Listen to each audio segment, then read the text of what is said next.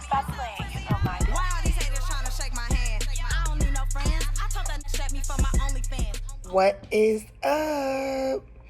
So today I want to talk about Black and African American communities and our mental health.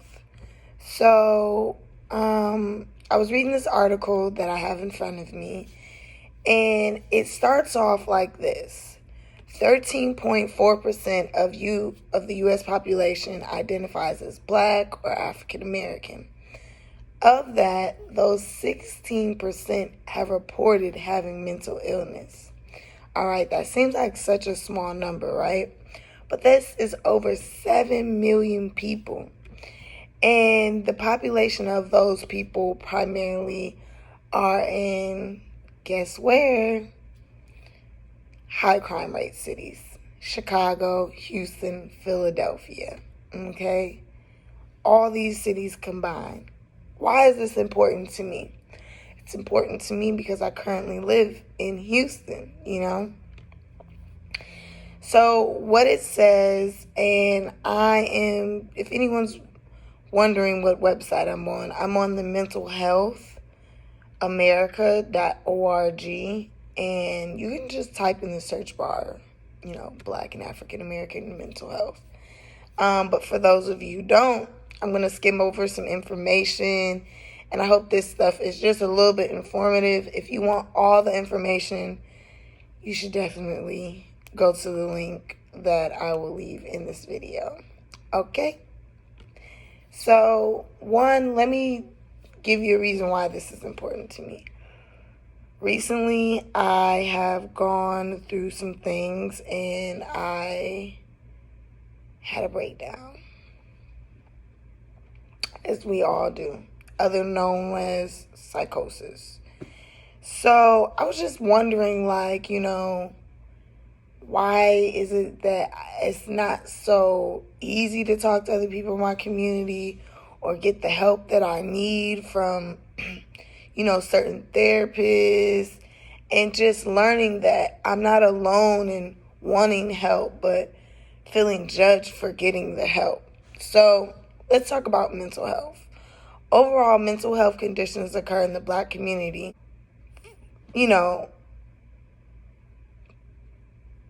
I'm going to just take a wild guess and say, before reading, trauma. Just trauma.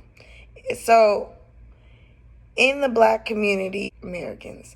However, the historical Black and African American experience in America has continued to be, characterized as trauma, like I said, and violence more often, for them, their counterparts, which would be, the majority or whites, and it impacts them emotionally, mentally, in both youth and adulthood. So essentially what that paragraph is saying is that people in either community deal with it at about the same, or they're saying at a less frequency of white people. But is that because people aren't going to get proper treatment, so they're not able to really get the whole, statistical data? I don't know. Okay, so what has happened, to us as a whole? When I say us, I mean African Americans or Blacks. Historically, we have been oppressed. We have been dehumanized. It's present day racism, the structure of institutionalism, individualism, cultivation, mistrust, and less affluent communities. So communities who are not really in tune with the needs of the minorities, and just, since COVID, it has made things very hard to receive the help that you want to receive, because think about how hard it was before. Now think about with COVID and all these restrictions, and people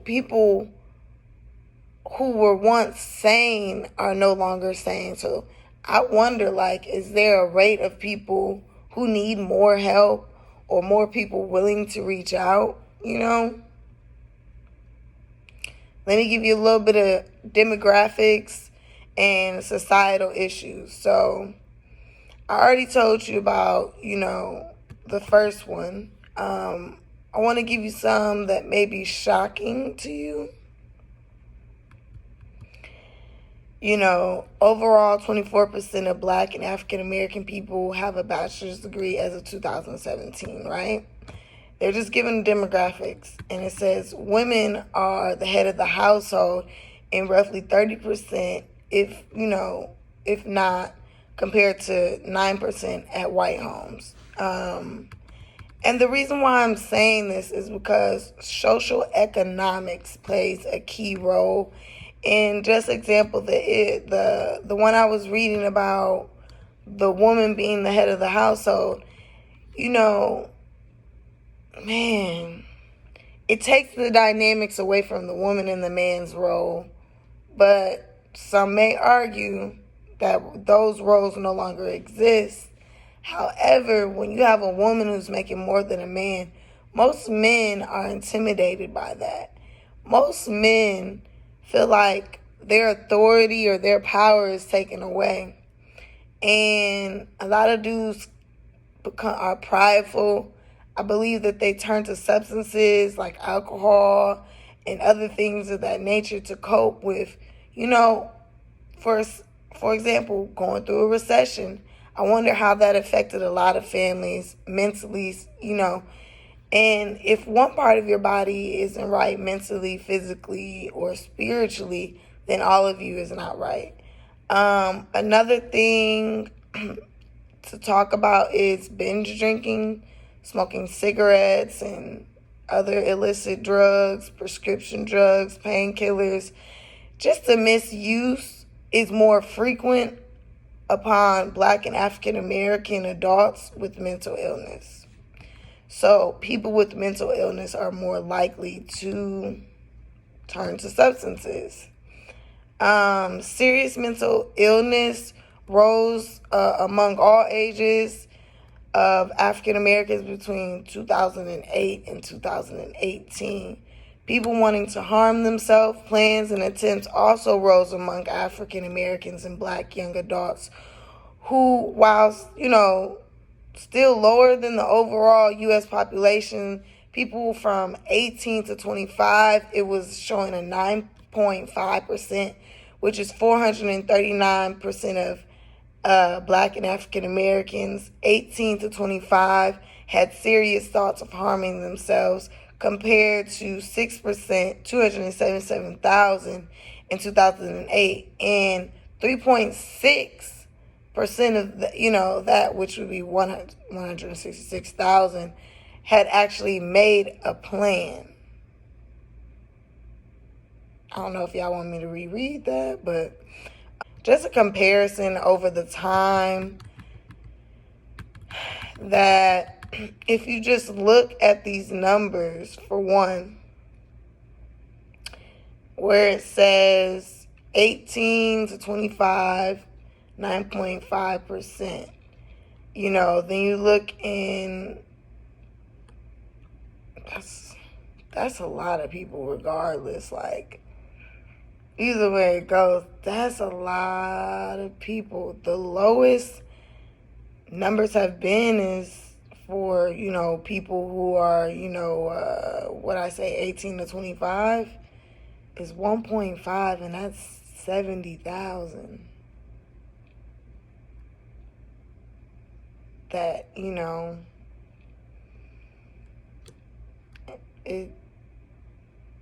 that's crazy. It does affect me because I feel like these are my people. Another social economic factor, and social economic is the socialism added with the economic value, like not being able to have some Jordans and getting teas.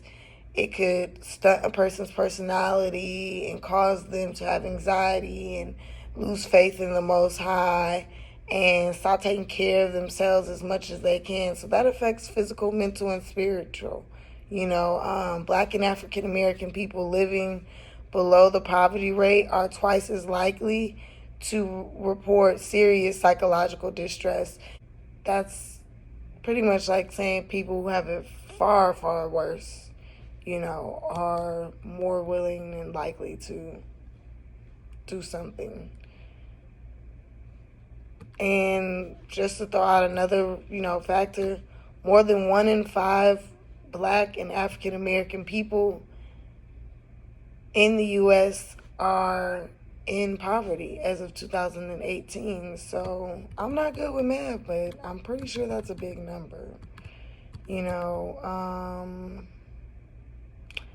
As of recently, processing and dealing with layers of individuals with trauma on a top, news mass trauma from, COVID, that has caused a lot of uncertainty, isolation, grief, from financial, distress and human losses, police brutality, fetishism, forget the word, a nation consumed with the news and the media, and a devised, political rhetoric that adds compounding layers of complexity for individuals to responsibly manage. In other words, the social economics is tearing people up.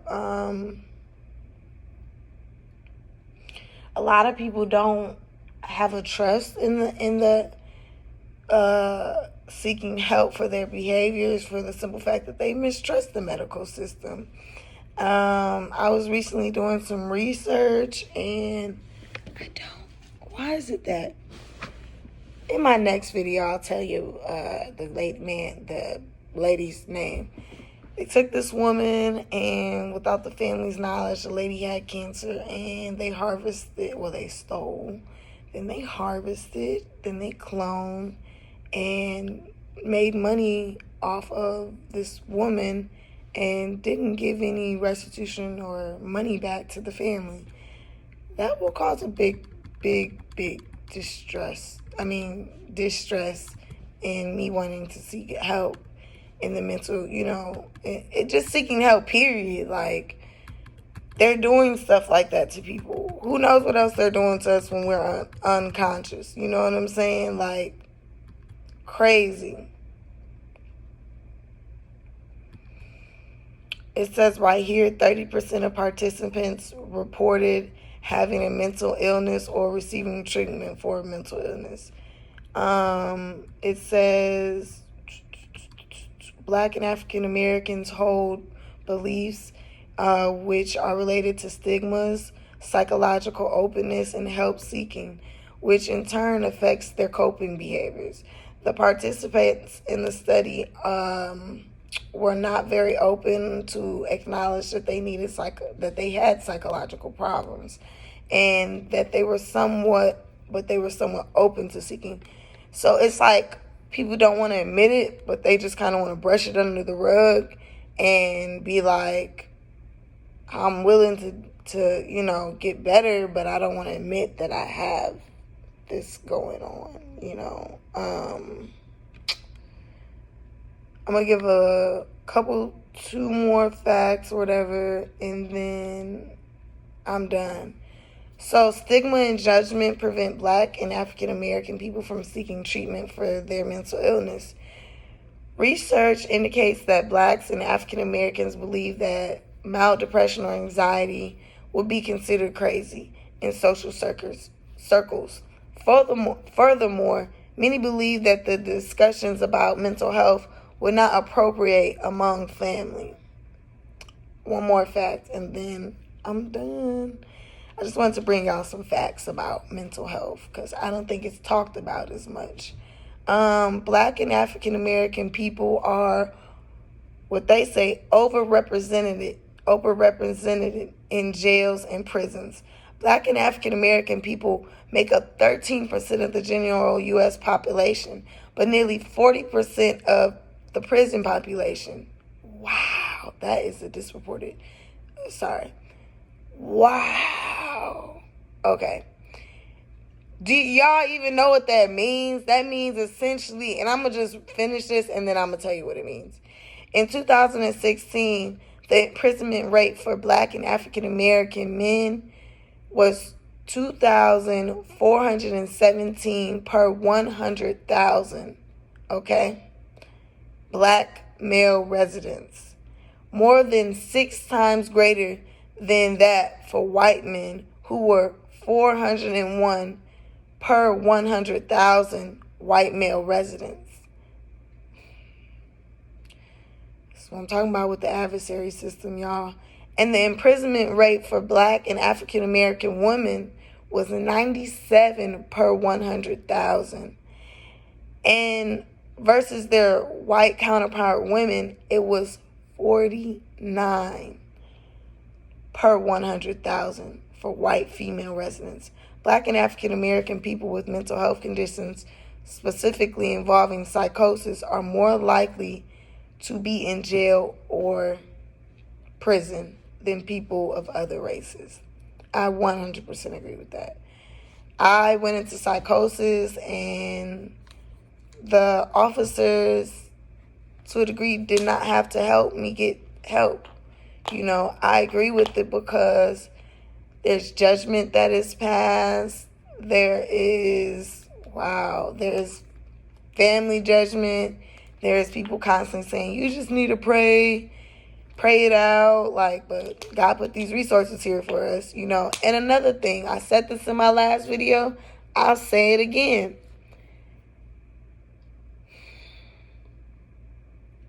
We need to set precedents. When you see the majority out here getting off on certain cases, have you ever thought that they've tried to get the mental help that they need? I mean, before you just go blame a whole race, I'm not saying, you know, that certain things that I'm kosher with things.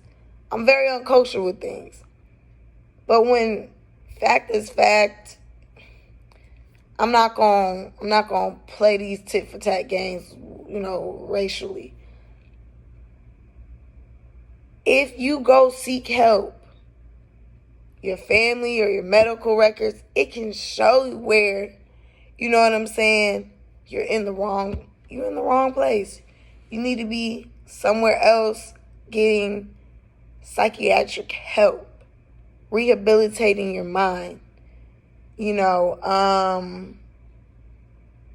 and if you listen to this, it said right here, it said like 50%. I'm looking at these numbers. For Black men, it's highly distorted, the numbers. Because right here it says in 2016, the imprisonment rate for Black and African American men was 2,417 per 100,000. Okay? And their counterparts were 6 times greater than, I'm sorry, I said that wrong. Black and African American men were 6 times greater than that of their white counterpart, which would be 401 per 100,000. That's a large amount. It says Black and African American people make up nearly 40% of the U.S. prison population. But when we were recently just looking at the numbers of Black and African American people, it was not that. As you can see, there is a disproportion. It's like white women are arrested 50% less than Black women are. And my point of what I was saying about going to go get help was this. If we go get the help, I know how it looks, I know how it feels, and the judgment and what people are going to say, what my church will say, that I got, you know, negative spirits attached to me, and it's cultural beliefs and just whatever, right? But do you want to be of the 40% populated people in prison who, of that percentage of them, are misplaced in the adversary system? I mean, that number could really go down if people were going ahead of time to get help and working on them. And so what if you relapse? You'll come back, and you'll be an even greater person. But if we don't ever go get the help, then how can you say, oh, I got issues out of nowhere? You could, but it will be darn hard to just come up with an issue with no medical background. Legal things are funny. So, wow. And when you look at our community as well, you see a lot of young people who have binge drinking, smoking cigarettes and other illicits, people with addictions to painkillers, and it just says that it's more frequent. It's a lot of facts on here, but I think you guys would really enjoy going to go see this. And it says adult Blacks and African Americans are more likely to have feelings of sadness, hopelessness, and worthlessness than white counterparts. And I'm going to leave it there. I'm going to leave it at that. So I'm going to include this link. I really want for y'all to, and this is from my mental breakdown, but I really want for y'all to, spread awareness, because this is a natural disaster within our community. We're not getting the help we need. And for us to be, I don't even understand what the heck does overrepresented mean. Like, what the world? I gotta do more research. So I'm really hot in my house. Like, comment, rate, subscribe. Leave some support. I'm not even gonna acknowledge you haters. As you can see, I'm trying to spread a public notice letter to the world, America. You ain't got nothing positive to say. Deuces. Once again, like, comment, rate, subscribe. Your girl is out. Oh yeah, Mom, this is your shirt. It is. Girl, stop playing.